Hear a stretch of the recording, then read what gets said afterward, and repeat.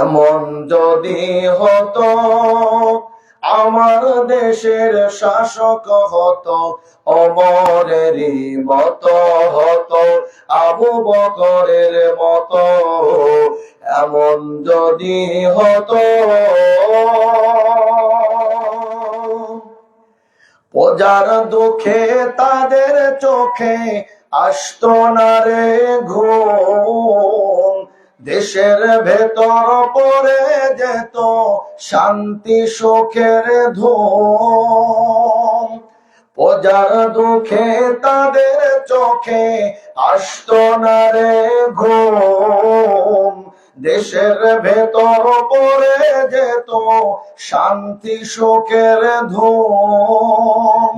গরিব দুঃখী ভোকা নাঙা নাহি পাওয়া যেত, যদি দেশের শাসক হতো ওমরেরই মতো। এমন যদি হতো আমার দেশের শাসক হতো ওমরেরই মতো হতো, আবু বকরের মতো। এমন যদি হতো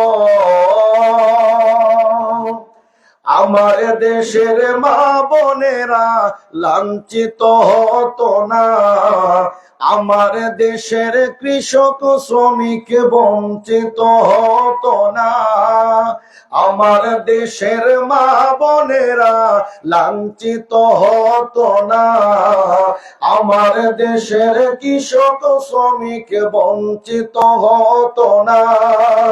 ধনী গরিব ভালোবাসার জীবন ফিরে পেত, যদি দেশের শাসক হতো ওমরেরই মতো। এমন যদি হতো আমার দেশের শাসক হতো ওমরেরই মতো হতো, আবু বকরের মতো। এমন যদি হতো, বলেন মারহাবা। ঐতিহ্যবাহী পাবনা জেলার অন্তর্গত আটঘরিয়া উপজেলা পূর্বপাড়া লালপাড়া ওয়াক্তিয়া মসজিদের উন্নতি কল্পে আজকের ইসলামী জালসার সম্মানিত সভাপতি সাহেব, আমন্ত্রিত উলামায়ে কেরাম, মুরব্বিয়ানে ইজম, বিভিন্ন মসজিদ মাদ্রাসা স্কুল কলেজ শিক্ষাঙ্গন থেকে আগত মুকাররমে সাতিজা, সম্মানিত শিক্ষক মণ্ডলী, সেরেতাস মাথার মুকুট মুরব্বী বাবারা, স্নেহের কুচিকাচা তলবে ইলম ছাত্র ভাইরা, কলিজার টুকরা যুবক ভাইরা, পর্দার আড়ালে হযরতে মা খাদিজাতুল কুবরা রাদিয়াল্লাহু আনহার উত্তরসূরি, হযরতে মা আয়েশা সিদ্দিকা রাদিয়াল্লাহু আনহার উত্তরসূরি আমার পর্দানিশী মা এবং বোনেরা, মহান আল্লাহ পাক রব্বুল আলামিনের দরবারে লাখ কোটি শুকরগুজার আদায় করছি, নতশিরে সুজুদ পেশ করছি। যে মহান মালিক আমাকে আপনাকে অশান্তময় পৃথিবীর অশান্ত পরিবেশ থেকে, পাপ পঙ্কিলতায় পরিপূর্ণ গুনাহে ভরপুর অন্ধকার আচ্ছন্ন সমাজের ঘোর আধার থেকে, জুলুমাত থেকে, অমানিসা থেকে রহমতের হাতছানি দিয়া আমার আপনার মতো অযোগ্য নালায়েক গুনাহগার বান্দা বান্দীদেরকে নবী আলাইহিস সালাতু ওয়াস সালামের ভাষায় দুনিয়ার মধ্যে সবথেকে উৎকৃষ্ট জায়গা, সবথেকে দামি জায়গা জান্নাতের বাগান আল্লাহ পাক রব্বুল আলামিনের পবিত্র কোরআনের মজলিসে বা ওয়াক্ত বা আজমত বা মুহাব্বত শামিল হওয়ার তৌফিক এনায়েত করেছেন, সেই মহান মালিকের দরবারে শুকরগুজার আদায় করছি। সকলেই বলি আলহামদুলিল্লাহ।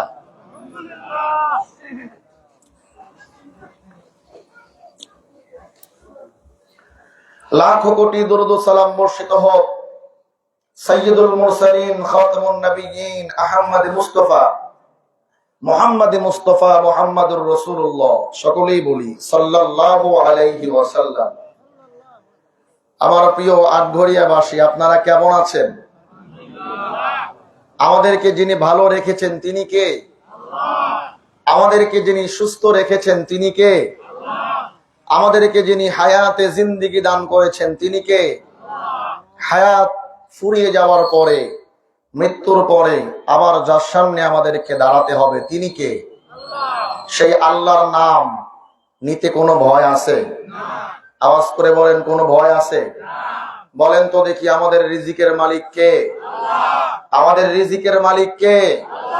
আমাদেরকে জীবন দান করেছেন তিনি কে?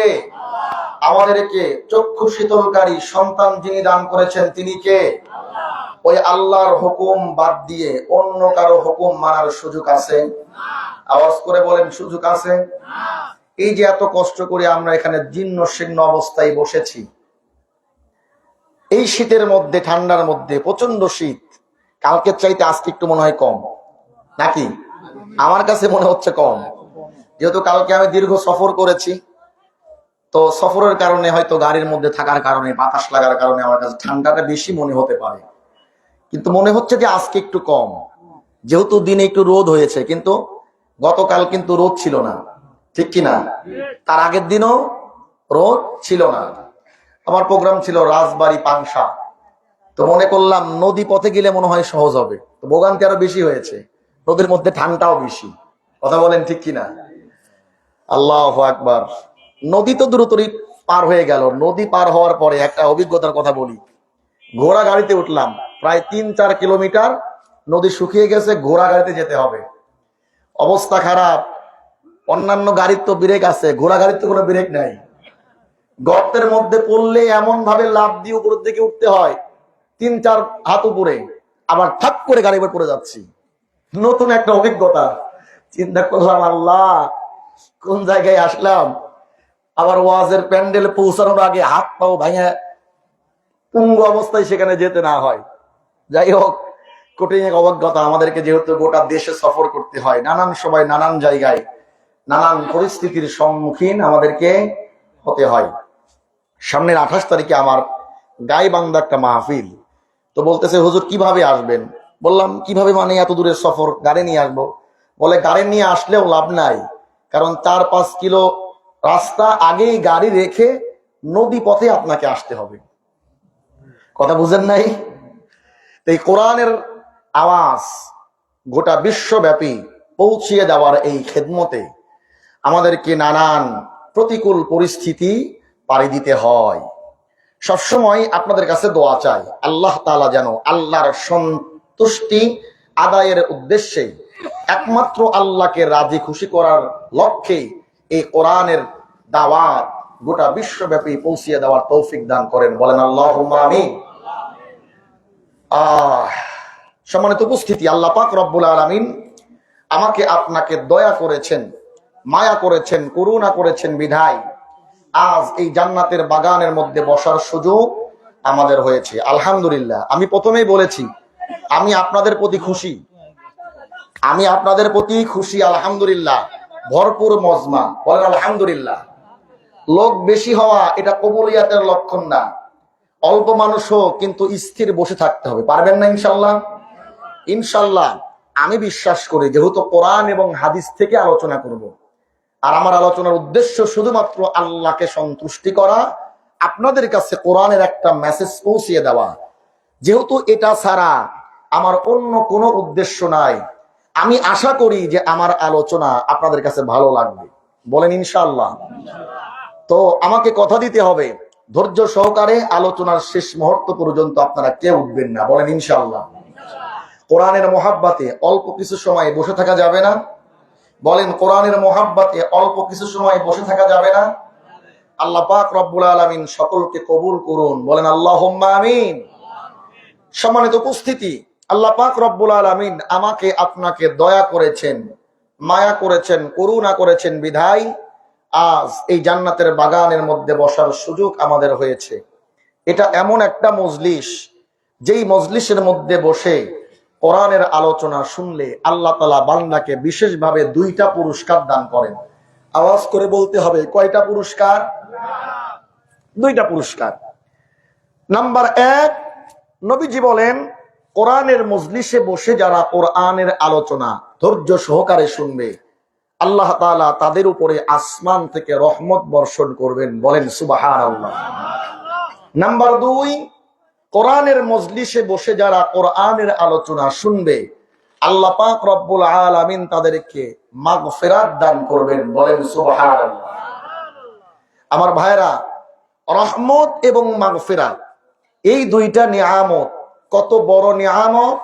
মুহাদ্দিসিনে কেরাম হাদিসের ব্যাখ্যা করতে গিয়ে বলেন, আল্লাহ তাআলা তার কোনো বান্দাকে যদি রহমত দান করেন, আল্লাহ যদি তার কোনো বান্দার উপরে রহমত নাজিল করেন, ওই বান্দাকে দুনিয়াতে আর কোনো জটিল কঠিন বালা মুসিবতের সম্মুখীন হতে হয় না। চিল্লায়া বলেন আল্লাহু আকবার। মুহাদ্দিসিনে কেরাম বলেন, আল্লাহ তাআলা যদি তার কোনো বান্দার উপরে রহমত নাজিল করেন, ওই বান্দাকে দুনিয়ার জটিল কঠিন কোন রোগ আক্রমণ করতে পারে না। বলেন আল্লাহু আকবার। মুহাদ্দিসিনে কেরাম বলেন, আল্লাহ তাআলা তার কোন বান্দার উপরে যদি রহমত নাজিল করেন, বান্দার ঘরে কখনো অভাব ঢুকতে পারে না, ওই বান্দা কখনো নিঃসন্তান থাকতে পারে না। রহমতের দৃষ্টি আল্লাহ যখন বান্দার উপর থেকে উঠিয়ে নেন, যত প্রকার বালা মুসিবত ওই বান্দার উপরে ভর করে বসে। কথা বলেন ঠিক কিনা? নাম্বার 2, মাগফিরাত। আল্লাহ যদি কারোকে ক্ষমা করে দেন, ক্ষমার ঘোষণা কারো জন্য চলে আসে, মৃত্যুর সময় কালিমাটা নসিব হয়ে যায়, বলেন তো দেখি পরকালে ওই মানুষটার কোনো চিন্তা আছে? কবরের মধ্যে, ফুলসিরাতে, হাসরের ময়দানে, মিজানে, কোন জায়গায় তার কোনো টেনশন নাই। আল্লাহ যাকে ক্ষমার ঘোষণা করেছেন, সরাসরি বিনা হিসাবে আল্লাহর ওই গোলাম জান্নাতের মধ্যে প্রবেশ করবে। বলেন সুবহানাল্লাহ। তাহলে আল্লাহর এই দুইটা নিয়ামত এত বড় নিয়ামত। আল্লাহ তাআলা তার কোন বান্দা বান্দিকে এই দুইটা নিয়ামত যদি দান করেন, দুনিয়া তো টেনশন নাই, পরকালেও টেনশন নাই। আল্লাহু আকবার বলেন। আমার ভাইয়েরা, তাহলে যাদের সুযোগ থাকা সত্ত্বেও এই কোরআনের মজলিসে এসে বসলো না, চায়ের দোকানে বসে আছে, টিভির পর্দার সামনে বসে আছে, অথবা ঘরের মধ্যে লেপের মধ্যে কাঁথার মধ্যে আরামের ঘুম ঘুমাচ্ছে, ফেসবুক চালায়, ইউটিউব চালায়, যুবক মনে করে যে মুফতি আব্দুল মুমিন জিহাদি, এটা লিখে সার্চ করলে তো হুজুরের ওয়াজের অভাব নেই, হুজুর আর কি ওয়াজ করবে, মোবাইলের মধ্যেই তো সব ওয়াজ পাওয়া যায়। আমার ভাইয়েরা, হয়তো আমার আলোচনা, হয়তো কোরআন হাদিসের আলোচনা ইউটিউব খুললেই আপনি পাবেন, কিন্তু এই মজলিসে বসলে আমার আল্লাহ যেই দুইটা বিশেষ নিয়ামতের ঘোষণা করেছেন, ওই দুইটা নিয়ামত পাওয়া যাবে? আওয়াজ করে বলেন, পাওয়া যাবে? যাবে না। তাহলে এবার বলেন, আমরা যে কোরআনের মজলিসে বসলাম, বুদ্ধিমানের পরিচয় দিয়েছি নাকি বোকার মতো কাজ করেছি? আওয়াজ করে বলতে হবে, বুদ্ধিমানের পরিচয় দিয়েছি নাকি বোকার মতো কাজ করেছি? নিঃসন্দেহে আমরা বুদ্ধিমানের পরিচয় দিয়েছি। বরং যারা সুযোগ থাকা সত্ত্বেও যারা এই কোরআনের মজলিসের মধ্যে বসলো না, ওরাই হলো সব থেকে বড় কপাল পোড়া মুসলমান। কথা বলেন ঠিক কিনা? আমার ভাইরা, তো যে আল্লাহ পাক রব্বুল আলামিন আমাদেরকে এই বরকতপূর্ণ মজলিসে বসার সুযোগ করে দিলেন, সেই মালিকের দরবারে শুকরিয়া আদায় করার দরকার আছে না নাই? কম না বেশি? শুকরিয়া আদায় করলে নিয়ামত বাড়ে নাকি কমে? আল্লাহর একটা নিয়ামতের শুকরিয়া কিয়ামত পর্যন্ত করে শেষ করতে পারবো? আওয়াজ করে বলেন, আল্লাহর একটা নিয়ামতের শুকরিয়া আদায় করে কিয়ামত পর্যন্ত শেষ করতে পারবো? আমার মুসলমান বন্ধুগণ, এজন্যই তো আল্লাহ পাক রব্বুল আলামিন কুরআনুল কারীমের 14 নম্বর সূরা সূরাতু ইব্রাহিমের 34 নম্বর আয়াতের মধ্যে আল্লাহ পাক রব্বুল আলামিন স্পষ্ট জানায়া দেন। আল্লাহ পাক রব্বুল আলামিন বলেন, ওয়া ইন তাউদ্দু নি'মাতাল্লাহি লা তুহসুহা ইন্নাল ইনসানা লাযালুমুন কাফফার। আল্লাহু আকবার বলেন। আল্লাহ পাক রব্বুল আলামিন বলেন, বান্দারে, আমি আল্লাহ তাআলা তোমাকে যে নিয়ামত দিলাম, এই নিয়ামতগুলোকে তুমি যদি একটা একটা করে গণনা করতে থাকো, আর আমি আল্লাহর নিয়ামতের শুকরিয়া আদায় করতে থাকো, বান্দারে, আমি আল্লাহর নিয়ামতগুলোকে গণনা করে তুমি কখনো শেষ করতে পারবে না। আমি আল্লাহর নিয়ামতের শুকরিয়া আদায় করে তুমি শেষ করতে পারবে না। আমি আল্লাহ পাক রব্বুল আলামিন জীবন ফুরিয়ে যাওয়ার পরে আবার নতুন করে যদি তোমাকে জীবন দান করি, আর ওই জীবনের শুরু থেকে শেষ পর্যন্ত আমি আল্লাহর নিয়ামতের শুকরিয়া আদায় করো, তোমার ওই জীবনটা ফুরিয়ে যাবে।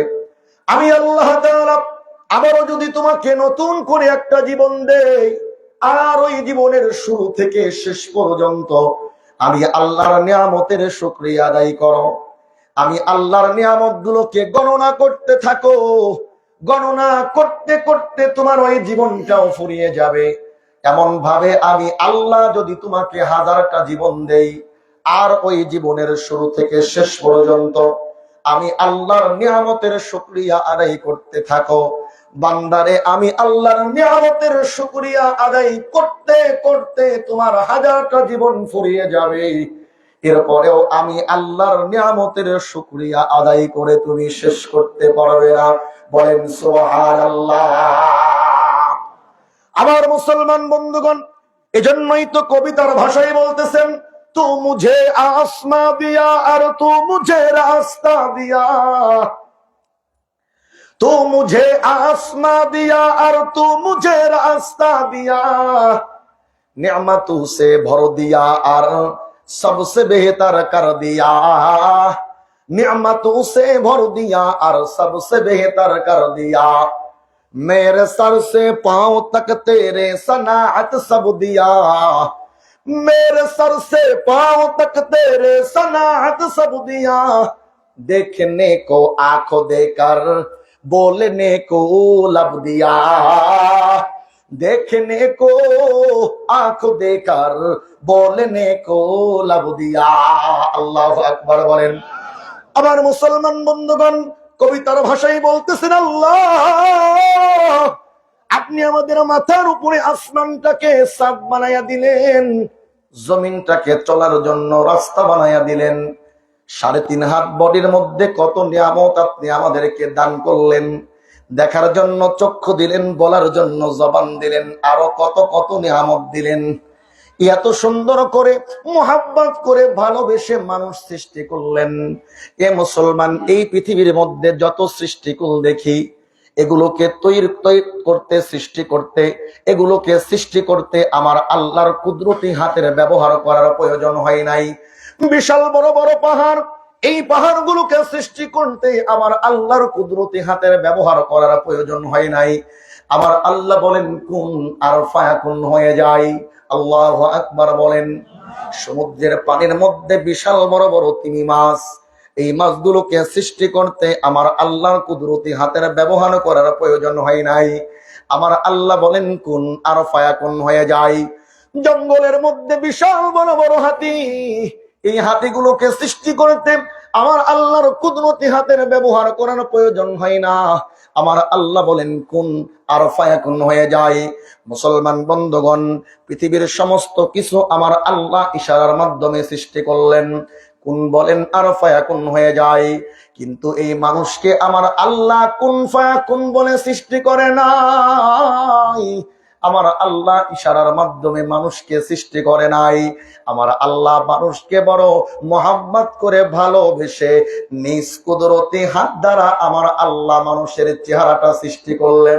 বলেন সুবহানাল্লাহ। আল্লাহ পাক রব্বুল আলামিন বান্দাকে ডেকে বলেন, বান্দারে আমি আল্লাহ তাআলা তোমাকে এত এত নিয়ামত দিলাম, বান্দারে খবরদার খবরদার নিয়ামতের না শুকরিয়া করো না, আমি আল্লাহর নিয়ামতের শুকরিয়া আদায় করো, আমি আল্লাহ তাআলা তোমার নিয়ামতকে বাড়ায়া দেব। লা ইন শাকারতুম লা আযীদান্নাকুম ওয়া লা ইন কাফারতুম ইন্না আযাবি লাশাদীদ।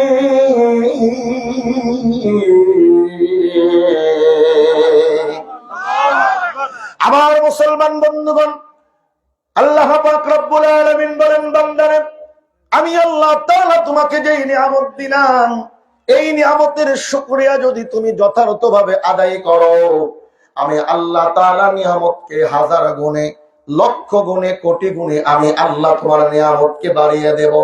আল্লাহু আকবার বলেন।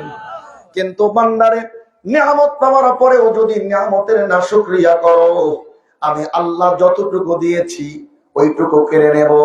শুধু কেড়ে নেব তাই না, আমি আল্লাহর পক্ষ থেকে তোমার জন্য থাকবে কঠিন আযাবের ব্যবস্থা। বলেন নাউযুবিল্লাহ। আমার মুসলমান বন্ধুগণ, এজন্য আল্লাহর নিয়ামতের না শুকরিয়া করা যাবে না। অনেক সময় দেখা যায় ব্যবসাটা খুব ভালো চলতেছে, হঠাৎ করে এই ব্যবসার মধ্যে লস, বান্দা বড় হতাশ হয়ে যায়। কথা বলেন ঠিক কিনা? আমার আল্লাহ বলে, বান্দারে আমি আল্লাহর পক্ষ থেকে তোমার ভালোটাও নির্ধারিত হয়, আবার আমি আল্লাহর পক্ষ থেকে তোমার মন্দটাও নির্ধারণ হয়। আমি আল্লাহ তাআলা তোমার জন্য সুখ দান করি, আমি আল্লাহ আবার তোমারে পরীক্ষা নেওয়ার জন্য দুঃখও দেই। কথা বলেন ঠিক কিনা? বান্দারে আমি আল্লাহর কাছে আমার যেই বান্দা যত পছন্দের হয়, আমি আমার ওই বান্দাকে তত বেশি কষ্ট দিয়ে, মুসিবত দিয়ে আমি আল্লাহ তাআলা আমার বান্দার ঈমানের পরীক্ষা নেই, ধৈর্যের পরীক্ষা নেই। আর বালা মুসিবতের সম্মুখীন হওয়ার পরে আমার যেই বান্দা আমি আল্লাহর পরে ইস্তেকামত করে, আমি আল্লাহর প্রতি ভরসা করে, আমি আল্লাহর প্রতি ধৈর্য ধারণ করে, আমি আল্লাহর পক্ষ থেকে আমার ওই সমস্ত বান্দাদের জন্যই সুসংবাদ। কথা বলেন ঠিক কিনা? আল্লাহ পাক রব্বুল আলামিন বলেন, ওয়ালা নাবলুওয়ান্নাকুম বিশাইইম মিনাল খাউফি ওয়াল জু'i ونقص من الأموال والأنفس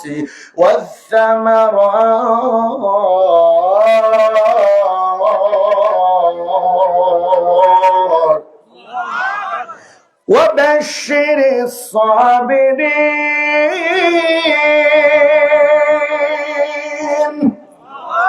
আল্লাহ পাক রব্বুল আলামিন বলেন, বান্দারে আমি আল্লাহ তাআলা তোমার ধৈর্যের পরীক্ষা নেই, কখনো তোমারে ভয় দেই, কখনো মামলার ভয়, কখনো হামলার ভয়, কখনো জীব জানোয়ারের ভয়। বান্দারে আবার কখনো আমি আল্লাহ তাআলা তোমারে ক্ষুধা দেই, আমি আল্লাহ তাআলা কখনো তোমার ক্ষেত খামারের মধ্যে লোকসান দিয়ে দেই, আমি আল্লাহ তাআলা কখনো তোমার ব্যবসা বাণিজ্যের মধ্যে লস দিয়ে দেই। এ বান্দা, আমি আল্লাহর কাছে যারা পছন্দের, আমি আল্লাহ তাআলা তাদেরকে বিপদ বালা মুসিবত দিয়ে আমি আল্লাহ তাআলা পরীক্ষা করি।